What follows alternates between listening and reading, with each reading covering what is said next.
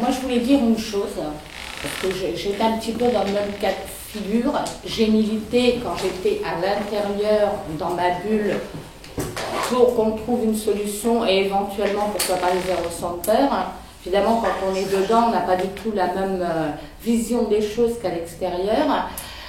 J'en suis sortie en 2009 et depuis 2009, donc je milite pour essayer de protéger, enfin de faire comprendre à la société que à l'intérieur de la prostitution, c'est une violence, c'est de la violence répétée. Et je suis en contact avec de multiples femmes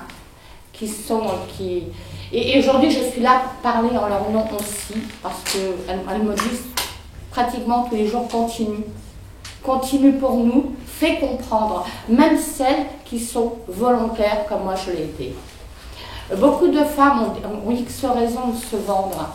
Alors c'est des traumatismes liés à l'enfant, c'est soi-disant lié à une misère économique, c'est pour X raisons. Enfin, malheureusement, on est un petit peu dans le cas de figure. C'est les filles qui sont dans les réseaux, on n'arrive pas à avoir accès, on ne peut pas les contacter, elles sont complètement isolées, protégées par leur proxénète et par toutes les personnes qui les entourent.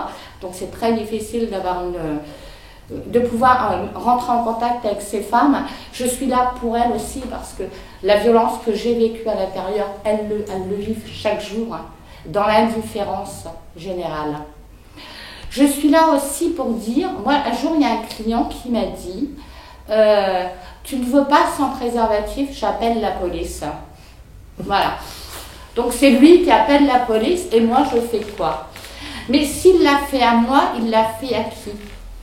Moi j'ai pu lui dire, bah, écoute tu dégages.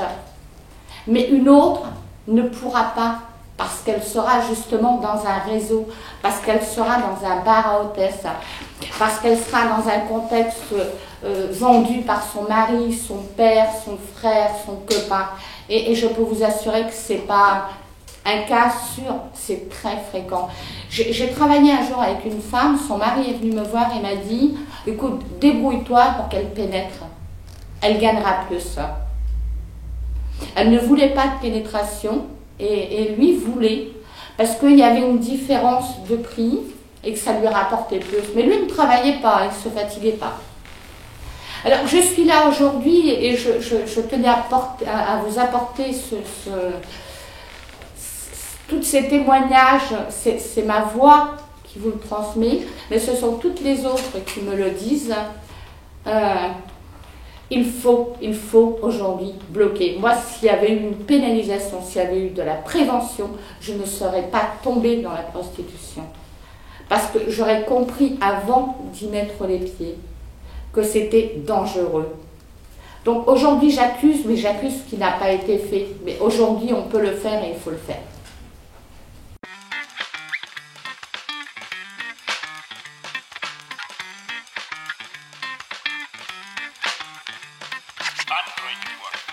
Откройте, не бойтесь свежего воздуха.